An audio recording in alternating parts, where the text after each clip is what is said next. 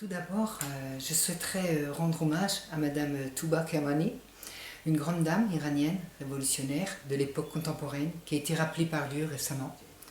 À l'occasion de la réédition des caricatures du prophète, que le salut de Dieu soit sur lui et sur sa famille, dans le journal satirique français Charlie Hebdo, parler donc de la liberté d'expression en France et au-delà dans le monde nécessite d'abord de définir ce qu'est la liberté d'expression.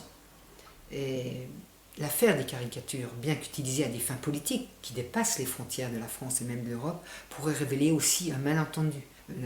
Il faudrait que la personnalité du prophète soit davantage divulguée et connue par les musulmans qui en fassent la propagation.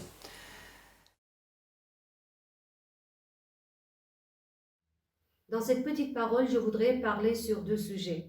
Tout d'abord, un regard général sur la personnalité de notre prophète et ensuite sur son comportement, ses relations avec les autres. Et ensuite, je voudrais parler sur les raisons de l'attaque contre lui. Pourquoi on l'a attaqué depuis le commencement de l'islam jusqu'à maintenant. On sait bien que le prophète est l'exemple de la générosité. On dit que c'est Rahmatun lil alamin. Et cette justification de son nom, c'est complètement en rapport avec ses comportements. Le prophète sallallahu alayhi wa sallam guide les autres envers le salut, envers la moralité.